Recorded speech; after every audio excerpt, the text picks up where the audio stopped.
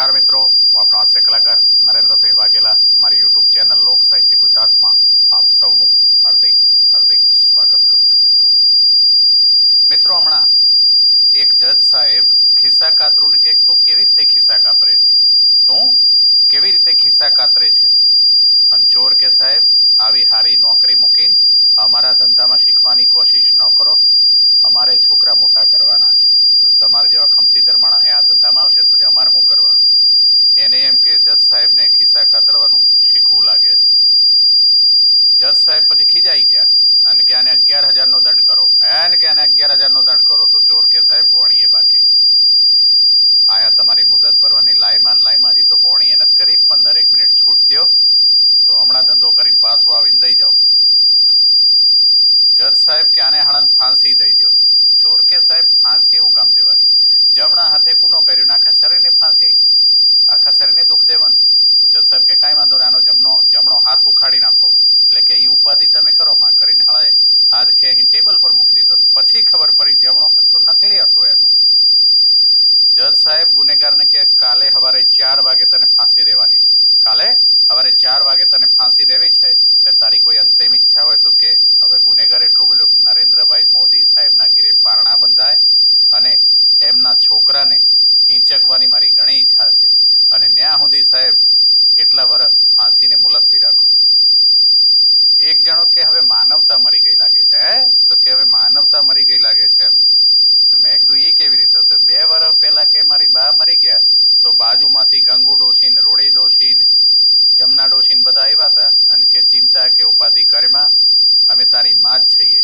હવે 6 મહિના થયા મારી ઘરવાળી મરી ગઈ અને હું રાહ જોઈ રહ્યો છું કોક આવીને મારા હોડાલ હોય, પણ કોઈ આવતું નથી. મેં કીધું એમાં ન આવે ભાઈ, એમાં કોઈ ન આવે. એક જણાએ પોલીસવાળાના ખિસ્સામાં હળગતી આમ કરીને હળગાવીને દિવાળી નાખી દીધી. એટલે પોલીસવાળાએ ફરિયાદ કરી. ન્યા જજ સાહેબે એને પૂછ્યું કે કેમ ભાઈ તે આ પોલીસ કર્મીના ગજવામાં હળગતી દિવાળી નાખી? એટલે કે સાહેબ એમણે જ કીધું હતું, મેં મારી જાતે નથી નાખી, એમના કહેવાથી નાખી. તો કે એ કેવી રીતે? તો કે એમણે એવું કીધું હતું કે જો છૂટવું હોય તો મારું ખિસ્સું ગરમ કરો, છૂટવું હોય તો મારું ખિસ્સું ગરમ કરો, પછી નાખી સાહેબ, પછી નાખી. જમાઈ એક તેમની વહુને તેડવા ગયા અને હાહુમાં રાજી બહુ થયા. એટલે એમ થયું કે જમાઈને ગળ્યું મોઢું કરાવીએ એટલે લાડવા બનાવ્યા અને જમવા તૈયાર થઈ ગયું. એટલે હાહુમાં એ કીધું કે જમાઈ રાજા હાલો જમવા બેસી જાઓ, લાડવા બનાવ્યા. અન જમાઈ રાજ એટલું બોલે કે ના ના ટેન્ટડે, અને હાહુમાં ગોથું ખાઈ ગયા. ફરી વાર કીધું થોડા ખાજો પણ હાલો લાડવા કર્યા ટેન્ટડે.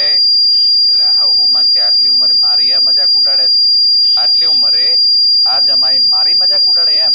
એટલે એમની બાજુમાં જે જમાઈ રાજાની હારે આવ્યો તો એ ભાઈ એટલું બોલ્યો, તમારા જમાઈ રાજની જીભ ચોંટે છે, જલાય છે અને અટકે છે. એટલે એ એમ કે છે કે લાડવા ખાવાથી ગેન ચડે, લાડવા ખાવાથી ગેન ચડે. એક જણો ખુરશી લેવા ગયો, 10-12 ખુરશીઓ જોઈને પછી એક ખુરશી ગમી ગઈ એને. એટલે કે ભાઈ આની કિંમત શું? તો એટલે વેપારીએ કીધું ભાઈ એ 450 રૂપિયા. તો કાંઈ વાંધો નહીં, 450 દઈ અને ખુરશી એણે લીધી અને ઘીરે લઈ જતા પહેલા એણે વેપારીને પૂછ્યું કે આ ખુરશી ચાલશે તો મજબૂતીથી ને, બરોબર હાલશે ને? અરે કે સાહેબ આ જિંદગીભર તૂટશે જ નહીં. હે? તો કે આ જીવનભર તૂટશે નહીં કોઈ દી. અને ઓલો ઘીરે લઈ ગયો ખુરશીને આમ કરીને પડસાળામાં મૂકીને એ ઘીરે કંઈક કામથી અંદર ગયો ને એની ઘરવાળી દરણું દળાવીને આવી. હવે લોટના ડબ્બા હોતી એ ખુરશીમાં બેસી ગઈ. 15 કિલોનો લોટનો ડબ્બો અને 130 કિલો એની ઘરવાળીનું વજન. ફડાક કરતો કડાકો થયો ને ઓલો બહાર આવ્યો, કાંઈક અવાજ આવ્યો અને જોયું તો ખુરશીનો પાયો તૂટી ગયો. એટલે ઓલો પાછો ખુરશી લઈને દુકાનવાળાને ત્યાં ગયો કે તમે કહેતા હતા કે આખી જિંદગી આ ખુરશી તૂટે નહીં, તમે એવું બોલ્યા હતા કે આ જિંદગી તો આખી ખુરશી કાંઈ ન, આખી જિંદગી આ ખુરશી તૂટે નહીં, કાંઈ ન થાય, અને આ તો તૂટી ગયો પાયો. અન ખુરશીના વેપારીએ ખુરશી હાથમાં લીધી ને આમ ચારે કોર નમીને જોઈને પછી કે લાગે છે આમાં કોઈ બેઠું છે, બાકી તૂટે નહીં. તો ઓલ્યો કે હું બેહવા લઈ ગયો તો મ્યુઝિયમમાં મૂકવા થોડી લઈ ગયો હતો. ભાભા ગાંઠિયા ખાતા હતા અને બા એમની પાસે બેસી અને આમાં વીંજણો નાખતા હતા. પહેલાના જમાનામાં લાઇટ હતી નહીં, 35 વર્ષ પહેલાનું આ ચિત્ર હતું.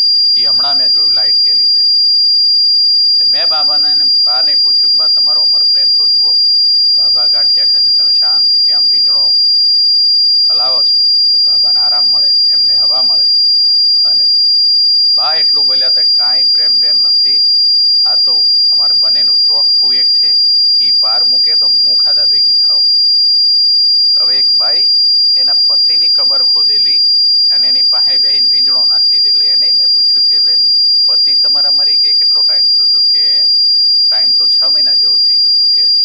પ્રેમ ભૂલાતો નથી.